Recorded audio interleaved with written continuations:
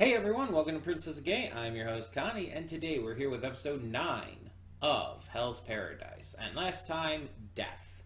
Death and sadness, we knew it was going to happen. We know not everyone can make it out. We would have liked Tenza to survive, but it wasn't going to happen. Let's be honest. His character is set up really well to make a heroic sacrifice like that. So it's just obvious that he was going to go. But at least newer guy survived with the help from new sensei, whose name I can't think of at the moment. And last time we also didn't really touch in on our main characters, our main squad at all, which is really interesting. We did meet a new Tensei, though. Tensei? Tensei? Now I'm questioning it. Hold on. I can find it. It's like sometimes these names escape me, so I should probably make sure. Tensen, that's it. I thought of it right as I'm looking it up. I was close. It's actually easy to look it up because it's actually one of the flavor titles for one of my videos for episode 7. So it's actually really easy to find it out. But, so yeah. We did get to meet a new one of those. And things are just progressing interestingly. With this episode, there's 9, 10, 11, 12, there's like 4 episodes left, right? For this season. We do know there's going to be another season. So there's got to be more big reveals. And I think there's got to be at least one more really big one. And I'm thinking that there's got to be a leader of the Tensen, right? They're not just all like acting on their own, I presume. And that kind of goes into the fact that this island is covered in like religious statues and whatnot. So I'm presuming that the red-haired character we see in the opening is probably the leader of the Tensen. I don't know how the leader is chosen. I don't know if it's based on skill and power or if it's democratically elected. I don't know. You never know. But with the fact that this culture, I guess you could say, seems to have some semblance of humanity to them. Is that weird to say? Just with, again, the religious worship and everything, I have to feel like there's got to be a hierarchy. It just makes sense to me. And again, the opening shows a couple characters, I believe, still that we haven't seen, including the red-haired person, who looks, just from the opening, important. We know the Tensen in general are the most important beings on this island. We know that. But is there one specific one who is the most? I'm kind of thinking probably. I guess we're just going to have to find out. We're going to kind of have to see how this goes and hope for the best. So when the screen fades to black, pause this redirect and go to the description below. Follow the link to the reaction, and after you watch it, come back here to the redirect and resume play. Because after it fades to black then fades back in, everything from that point forward will be my afterthoughts and will contain spoilers to the episode. So, that being said, thank you so much for tuning in, and I will see you at the reaction. And we are back, and we'll begin with spoilers in 3, 2, 1, now. So, let's go over this real quick. We learned a lot of big information here, and I kind of want to go over it. So, there are 7 Tensen. I'm going to go through their names here and who they are. So, we saw the purple-haired one, who seems to be almost like a higher up of them. I was comparing them to the homunculi in Fullmetal Alchemist Brotherhood, so I guess think of this one like Pride, maybe. This one's name is Shangdi Samanta Bhadra. I'm probably going to mispronounce shit. I apologize ahead of time. Shangdi, though, we can say. They seem to be kind of almost a leader, but they also have a leader above them who's more than likely the red-haired one we see in the opening, the original, because we find out that they all come from an original source, an original person who split into multiple forms, basically. Which, again, that's why I was making the comparison to Full Metal Brotherhood. Father split his soul, his vices, his 7 deadly sins into a bunch of different people. So it very much, I wonder if there's kind of inspiration taken from FMA Brotherhood, or just, I guess, the FMA manga. And I wonder if there's, or if it also just takes the inspiration straight from the idea of the 7 deadly sins. Like maybe each of these 7 tensen represents a sin. That's very possible, I feel. But after Shangdi, the next one is Dadi. Or Daddy, I guess. That's the blonde one. So the blonde one is Daddy. After that, we have Jiu Jung, who is the red-haired one whose head is basically just a bunch of red flowers. They're all wearing very ornate clothes, but Jiu Jung's robe is kind of a little fancier than the others, it looks like.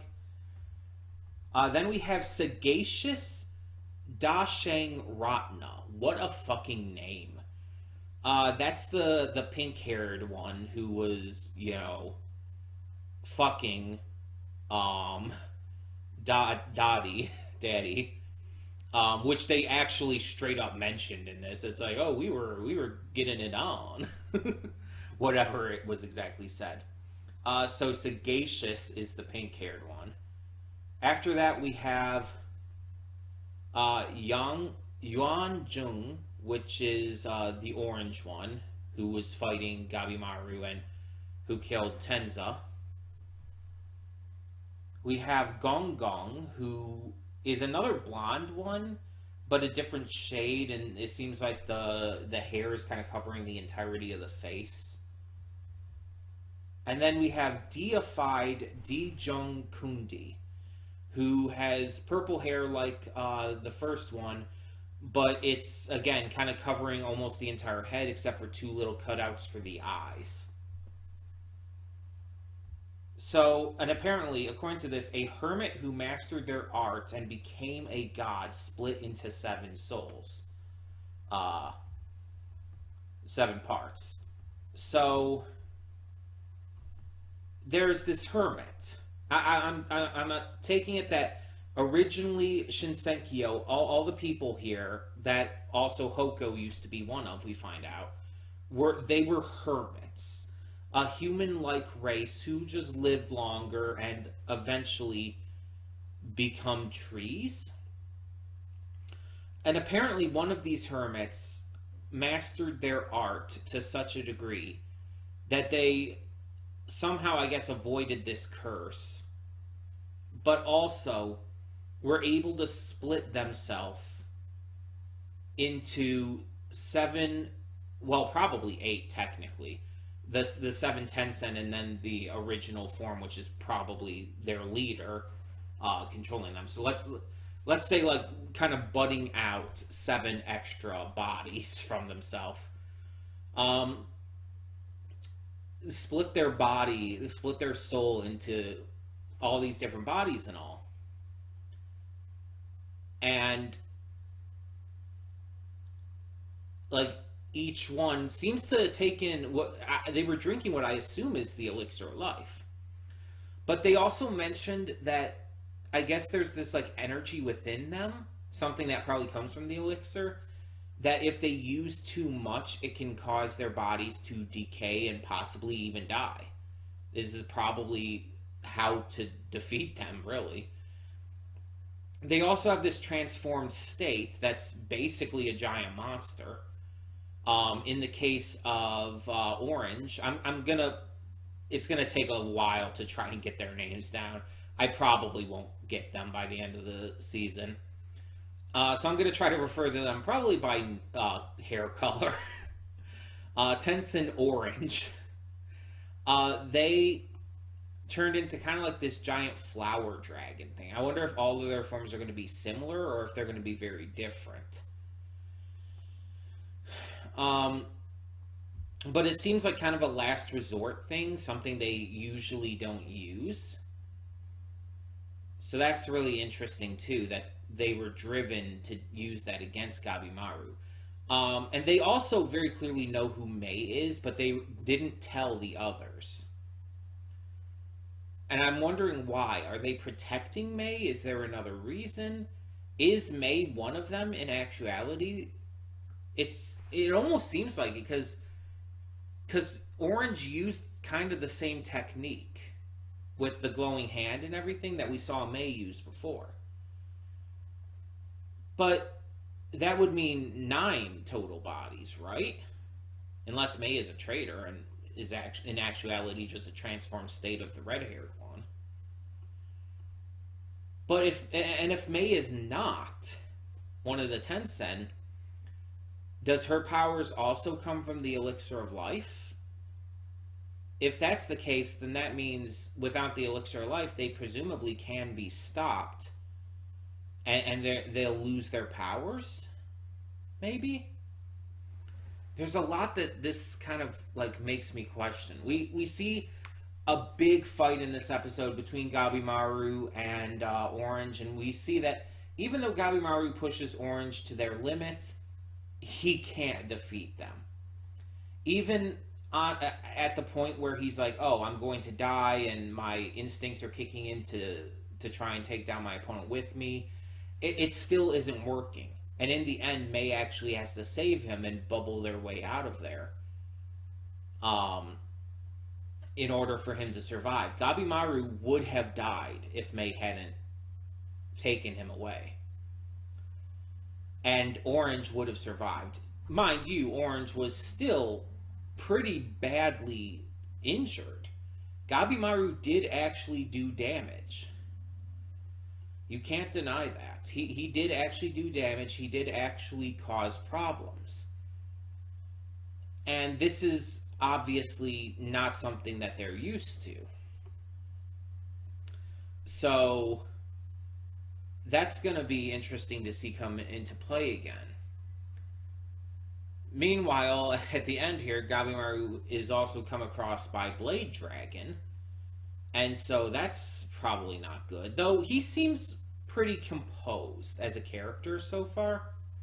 I don't think he's just going to randomly attack Gabimaru. I could be wrong. But I don't think he is. I genuinely don't.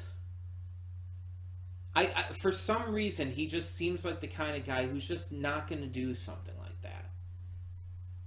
Not necessarily out of honor. I just don't think he would feel the need to. But we'll see. I could end up being wrong. It's very possible. Now, one big question is, will those who are still living on the island, will they have to all come together before we can really try to take on the Tensen again?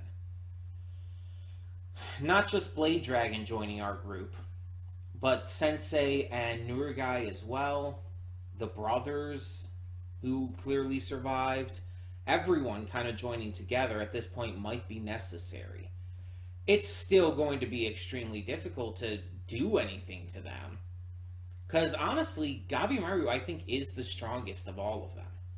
And the fact that he isn't able to do anything, not in the long run, the fact that he's not able to win, it's a problem. Now, he did gain some intel from that fight. He did realize that there is weak spots and there is ways to hurt them and all. And with having more of a numbers advantage and everything, it might help them a lot. But at the same time, it's like, I don't know if it's going to be enough. I guess we'll just have to find out, but And again, we know there's going to be a second season, so even if season 1 leaves off in a cliffhanger, we'll have some closure at some point. But there's only 3 episodes of this season left. Or maybe 4. Is it 12 or 13? Either way. There's only a few episodes left, and so it's like, what now?